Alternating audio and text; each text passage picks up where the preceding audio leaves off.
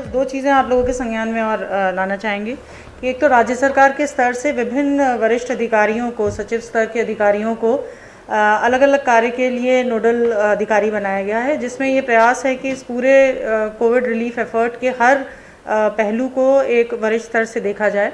तो उसमें जो हमारे बाहर से लोग आ रहे हैं, बॉर्डर पे उनकी चेक पोस्ट पे जो व्यवस्था है उसका, फिर ट्रेसिंग, फिर home isolation, lab testing, black marketing का खुद अमित सिन्हा जी उसको मॉनिटर करते हैं जिस भी तरह की कंप्लेंट्स आती हैं।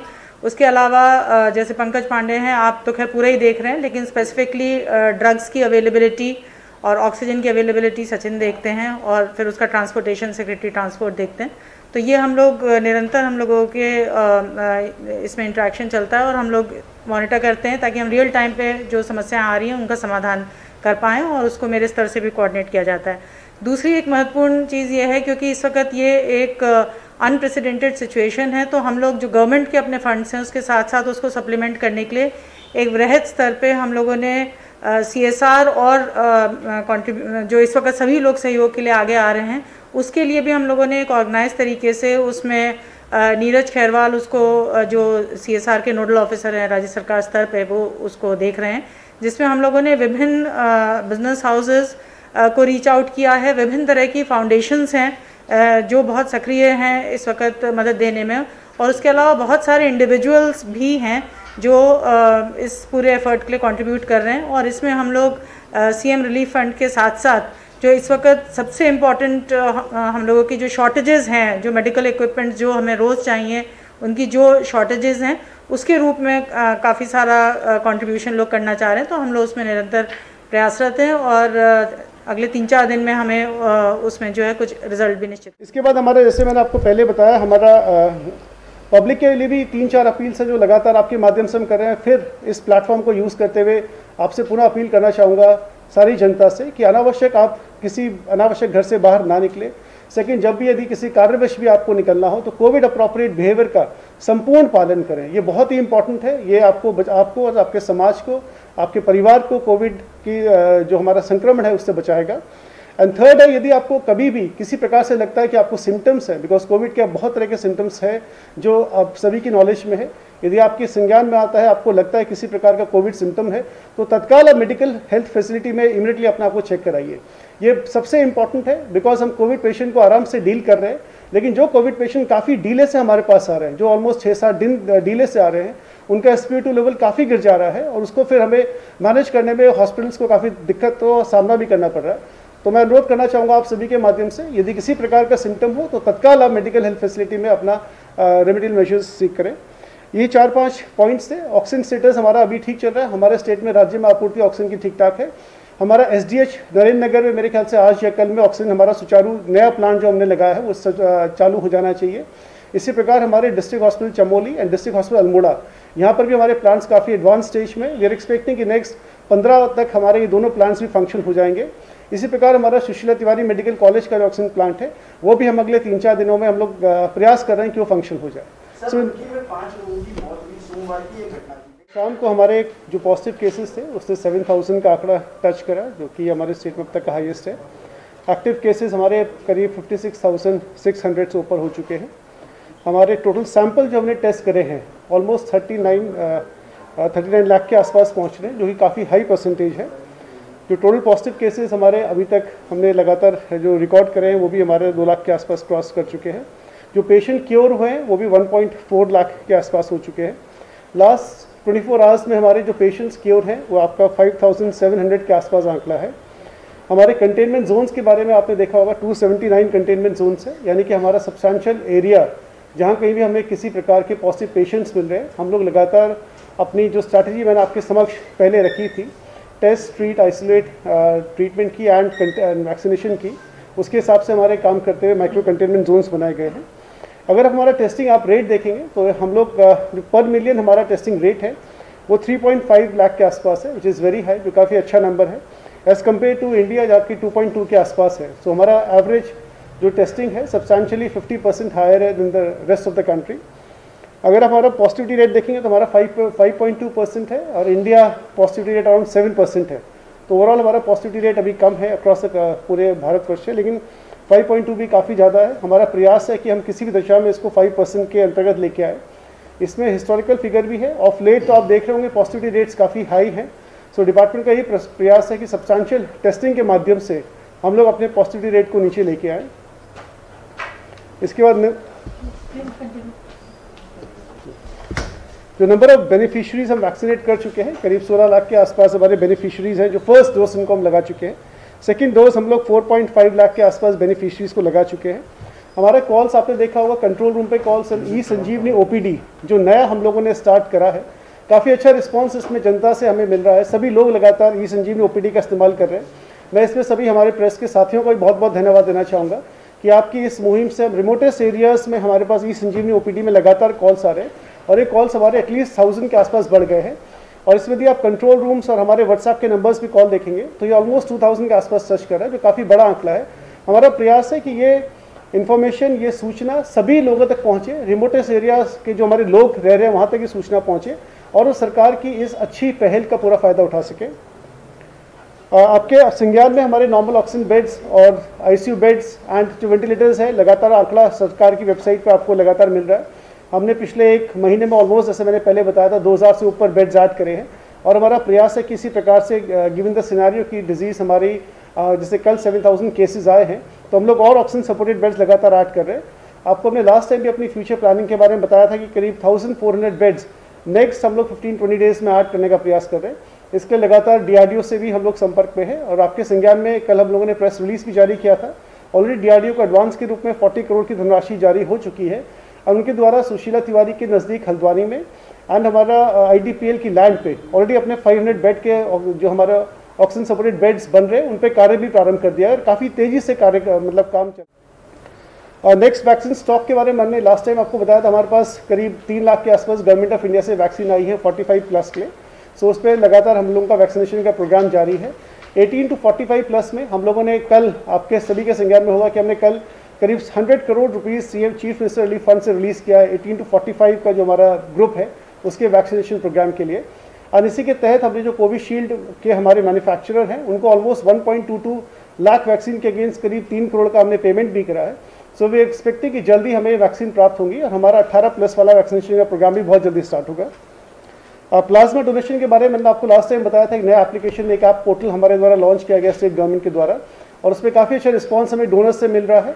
हम लोगों ने पिछले पास में जितने भी लोग ठीक हुए हैं सभी ऑटोमेटिक SMS एंड व्हाट्सएप उनके ग्रुप्स उनके मोबाइल पे भेजे हैं और उनसे अपील करी है कि कृपया आप अपना जो प्लाज्मा है हमें डोनेट करने की कृपा करेंगे। इसके बाद हमारा थोड़ा सा रिक्वेस्ट आपसे, जो अपील्स हमने हमेशा आपके माध्यम से लगातार अपील करी है। फर्स्ट ऑफ ऑल आपके माध्यम से हम सारे प्राइवेट हॉस्पिटल से अपील करना चाहेंगे। एक तो हम रेमडेसिविर का जो यूज़ है उसका स्टेट गवर्नमेंट ने बहुत क्लियर गाइडलाइंस जारी करी है किस प्रकार उनका यूसेज होगा, उसको बहुत जुडिशियसली हमें यूज़ करना है। तो हमारा ये अनुरोध है कि लगातार रेमडेसिविर की सप्लाई को सुनिश्चित करने के लिए हमारे senior officer mister Sachin Kurve और मिस्टर राजेश लगातार प्रयास कर रहे हैं, लेकिन आपका भी इसमें हमें हेल्प चाहिए होगा। सेकेंडली हमारा जो बेड अवेलेबिलिटी का स्टेटस है लगातार उनसे हम अपडेट कराते हैं। हालांकि कुछ मीडिया में कई बार इस तरह की सूचना आती है कि थोड़ा सा डिले हो रहा है, लेकिन लगातार हम लोग उनसे प्रयास करते हैं कि बेड अवेलेबिलिटी का स्टेटस कंटिन्यूसली उसको अपडेट करते रहे। इसी प्रकार से हम उनका ऑक्सीजन जो मॉनिटरिंग है वो भी हमने लगातार उनको कहा है कि अपने ऑक्सीजन मॉनिटरिंग का लगातार देखते रहेंगे अपने स्टेटस को। इसी के साथ साथ आपने देखा होगा जिला के सभी जिलाधिकारियों ने आदेश भी जारी करे हैं कि सभी हॉस्पिटल्स को एटलीस्ट 24 आवर्स पहले अपने हॉस्पिटल में ऑक्सीजन के स्टेटस के बारे में बताना होगा। लास्ट मोमेंट पर आवश्यक ना बताएं जिससे पैनिक की स्थिति क्रिएट हो। एंड 24 आवर्स यदि पहले बताते हैं तो जो हमारा प्रशासन है, जिला प्रशासन और जो हमारे नोडल ऑफिसर्स हैं, ये इंश्योर करते हैं कि उनकी ऑक्सीजन सप्लाई, उनको हॉस्पिटल पर ऑक्सीजन सप्लाई की किसी प्रकार से कोई किल्लत ना हो। और नेक्स्ट हमारा आपसे अगेन अपील है कि हमारे किसी भी पेशेंट से, जो कोविड से ग्रसित पेशेंट है, किसी प्रकार की ओवर चार्जिंग ना हो।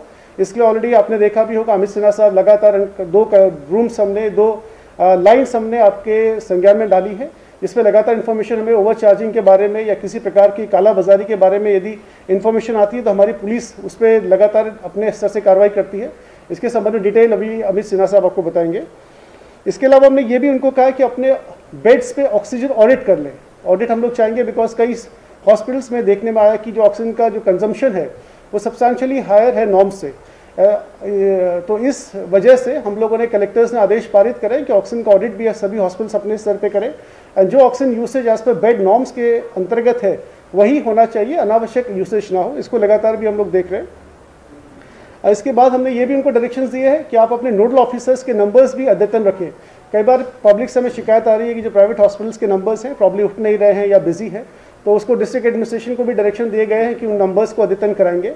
और ये सारे के सारे प्राइवेट हॉस्पिटल्स को भी डायरेक्शन दिए गए हैं। तो आपके माध्यम से भी मैं अपील करना चाहूँगा। जो दवाई है इसके बारे में पहले भी मैं बता चुका हूँ, ये रेयर दवाई है, इसका यूज़ बहुत रेयर है, बहुत स्पेशलाइज्ड सेटिंग में और स्पेशल इंडिकेशन पे दिया जाता है। हर पेशेंट को नहीं दी जानी चाहिए, नहीं भी दी जाती है। हमको 125 का एलोकेशन हुआ था, हम 25 हम पिक कर पाए हैं, बाकी अभी हमको मिली नहीं है। हम लोग लगातार उसको प्रयास कर रहे हैं।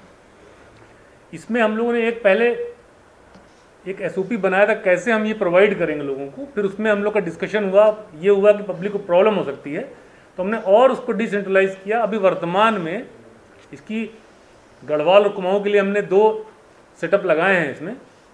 और मैं ये आपको बताना चाहूँगा कि इसमें कोई भी प्राइवेट इंडिविजुअल या कोई भी पेशेंट डायरेक्टली अप्रोच नहीं कर सकता है और हम डायरेक्टली देंगे नहीं। ये हमने SOP में लिखा है कि जिस हॉस्पिटल में ट्रीटमेंट हो रहा है उस हॉस्पिटल के जो ट्रीटिंग फिजिशियन है, जो डॉक्टर देख रहा है पेशेंट को, वो हमने एक फॉर्मेट दिया हुआ, उस फॉर्मेट को भर के वो सर्टिफाई करेगा कि ये सारे पैरामीटर्स हैं इस पेशेंट के, और मैं सर्टिफाई कर रहा हूँ कि ये एज पर प्रोटोकॉल इसको लगनी चाहिए और मैं रिकमेंड कर रहा हूँ। वो पूरा सब चीज़ लिख के अपना साइन करेगा, अपना डिटेल लिखेगा, और वो मेल से हमारे दून गढ़वाल के लोग जो हैं, दून मेडिकल कॉलेज के जो मेडिसिन के HOD हैं उनके पास, जो कुमाऊं साइड के लोग हैं वो जो मेडिसिन के HOD हमारे सुशीला तिवारी में है उनके पास मेल से भेजेंगे। और दिन में 2 बार तक भेजा जा सकता है, 2 बार कंसीडर करेंगे हम लोग, क्योंकि राउंड जनरली डॉक्टर्स के 2 बार होते हैं दिन में, तो हम लोग उस हिसाब से हमने लिया। ये पूरा SOP हमारे पास जो हमारे डॉक्टर्स हैं, जो क्लिनिशियंस हैं, उन्होंने हमें सजेस्ट किया कि ऐसे करना बेटर होगा, उसी के बेसिस पे किया हमने। तो वो 2 बार भेजेंगे। मैं ब्रीफ बता देता हूँ, सुबह 11 बजे तक भेज सकते हैं, शाम में 6 बजे तक भेज सकते हैं। तो जो 11 बजे तक आएंगे उनका 11 साढ़े 11 बजे वो लोग डिसाइड करके भेज देंगे। जो शाम में 6 बजे तक आएगा उसको अगले आधे घंटे के अंदर डिसाइड करेंगे, क्योंकि जब इस दवाई की ज़रूरत होती है तो ये दवाई विदिन 24 आवर्स अवेलेबल होनी चाहिए अगर इंडिकेशन है तो इसमें 2 कंस्ट्रेंट हैं। एक तो सारी फैसिलिटी होनी चाहिए, उस पेशेंट का सारा पैरामीटर चेक किया जाना चाहिए, पेशेंट उस लायक होना चाहिए कि उसको दवाई दें जिससे खतरा नहीं बढ़े। दूसरा अवेलेबिलिटी होनी चाहिए। तो अवेलेबिलिटी में जैसे 25 थी तो काफ़ी दवाइयाँ जो हैं कल और आज में काफ़ी दवाइयाँ डिस्ट्रीब्यूट हुई हैं, जहाँ जहाँ रिक्वायरमेंट थी वहाँ दिया गया है। फिर वो जब डॉक्टर जो HOD मेडिसिन है वो देखेंगे, अगर वो उनको लगता है कि हाँ ठीक है पैरामीटर, तो वो कंफर्म करेंगे उसको, और वो रिकमेंडेशन हमारे जो 2 नोडल ऑफिसर बनाए गए जिनके पास दवाइयाँ हैं जो देंगे अपने हाथ से दवाइयाँ, वो उनको मेल से भेज देंगे। फ़ोन नंबर भी हैं उसमें दोनों के, वो भेज देंगे, वहाँ से दवाई ली जा सकती है। ये सारा काम 1 घंटे का है, जब तक का टाइम है उसके बाद 1 घंटे में काम हो जाएगा। तो डेली दिन में 2 बार ये किया जा सकता है। और जो भी हॉस्पिटल इसमें दवाई लिख रहा है उस जगह हॉस्पिटल से उतना पैसा, जो दवाई का पैसा, वो क्रेडिट करना पड़ेगा। अकाउंट नंबर और बाकी डिटेल भी मैंने दिए हैं उसके अंदर फॉर्मेट में। कल मैंने मीडिया में भी भेजा था कि इसको पब्लिश कर दिया जाए। नंबर ऑफ अवेलेबिलिटी क्या है? देखिए ये मूविंग नंबर होता है, ये हम एग्जैक्ट नहीं बता सकते आपको। जैसे 25 हमको मिला तो मैंने आपको बताया। कल जो है शाम में जब हम लोग डिस्कशन कर रहे थे तब तक 6 दवाइयों की डिमांड आ चुकी थी। रात में जब हम लोग बात कर रहे थे, हमारा VC हम लोग की चल रही थी जिलों के साथ, तो 7 की डिमांड आ चुकी थी। तो 7 नेचुरली चले गए होंगे, कुछ आज गए होंगे। तो रात में हम 6 बजे के बाद जब फाइनल हो जाए तब फिगर बता सकते हैं। बट मेरा कहना यही है कि हमने प्रोसेस बता दिया है, उसी प्रोसेस के थ्रू ही दवाई मिलेगी, कोई और तरीका नहीं है दवाई मिलने का। दूसरा, मैं ये भी सबको रिक्वेस्ट करना चाहूँगा कि किसी भी अस्पताल के किसी भी डॉक्टर के लिखने पे वो दवाई नहीं मिल सकती है। उस डॉक्टर हॉस्पिटल में ये फैसिलिटी होनी चाहिए कि उस जो पेशेंट के लिए दवाई लिख रहे हैं उस पेशेंट को वो क्या उतना क्लोजली ऑब्जर्व कर पाएंगे, उसके पैरामीटर्स वो मॉनिटर कर पाएंगे। अगर करने की क्षमता है तो अस्पताल में तभी वो दवाई दी जाएगी, नहीं तो नहीं दी जाएगी, क्योंकि उस दवाई के साइड इफेक्ट्स बहुत ज़्यादा हैं, बहुत सारे और कॉम्प्लिकेशन हैं साथ में, जिससे कि पेशेंट को कोविड से ज़्यादा खतरा हो सकता है। तो ये सब चीज़ देखना, जो हमारे टेक्निकल जो हमारे लोग हैं, HODs हैं दोनों तरफ के, वो ये सब चीज़ देखेंगे, उसके बेसिस पे। मैं कुछ ये बता दूं कि हम लोग जब से धरपकड़ में लगे हैं अभी तक ऑल्दो मैं कहूँगा कि मास्क की घटना में तो काफ़ी कमी आई है। मास्क के चालान अब थोड़े कम हो रहे हैं बिकॉज लोग अवेयर हो रहे हैं, मास्क काफ़ी पहन रहे हैं। हाँ, कालाबाजारी जरूर अभी कुछ लोग फिर भी कर रहे हैं। जैसे कि हम लोगों ने नैनीताल में एक मुकदमा कायम किया, वो रोटामीटर बेच रहा था, बहुत ही 7,000 रुपये के रेट पे बेच रहा था, और साथ में कई सारे उसके पास और भी रोटामीटर मिले जो कि बिना बिल के थे। साथ में ऑक्सीजन सिलेंडर मिलने की 3 जगह, उधम सिंह नगर, पटेल नगर यहाँ पे और हरिद्वार, 3 जगह ऑक्सीजन सिलेंडर मिलने की भी मुकदमे कायम हुए हैं। इस तरह से लगातार हमारे मुकदमे कायम हुए हैं। टोटल विगत 2 दिनों में हमारे 3 मुकदमे कायम हुए हैं, जिसमें कि 4 अभियुक्त पकड़े गए और करीब 60 से ऊपर ऑक्सीजन सिलेंडर बरामद हुए। तो हमारा यह प्रयास लगातार जारी है। आपके माध्यम से मैं फिर से अपील करूंगा, क्योंकि हमारे कॉल हो सकता है कि लोगों के पास शिकायतें हों, शायद वो कंट्रोल रूम में नहीं कर रहे, बिकॉज अभी भी मैं देख रहा हूं कि हमारे डायल 101 पे कंप्लेंट्स उतने नहीं आ रहे, शायद कोई झिझक है। मैं आपके माध्यम से फिर से अपील करना चाहूँगा, जहाँ पे भी फेक दवा की बात या ज़रूरत से ज़्यादा कहीं ऑक्सीजन सिलेंडर की कहीं छुपाने की बात आ रही है, तो कृपया 112 पे डायल करें। हमारी अलग से टीम है। हमने इसके अलावा 94112780 नंबर भी जारी किया है, जिसपे 24 आवर्स लोग रहते हैं। आप आपके माध्यम से मैं सबको से अपील करना चाहूँगा कि प्लीज़ कहीं भी कालाबाजारी की सूचना मिलती है, ऐसी कोई ओवरचार्जिंग की सूचना मिलती है, तो कृपया उस नंबर पर डालें। यथा हम कोशिश करेंगे अधिक से अधिक कि वहाँ पे भेजकर इमीडिएटली उसको चेक कराएं और उसमें जो भी अभियुक्त है उसको पकड़ें, जो गलत कर रहा है उसको अरेस्टिंग करें। सर, ये जो घरों में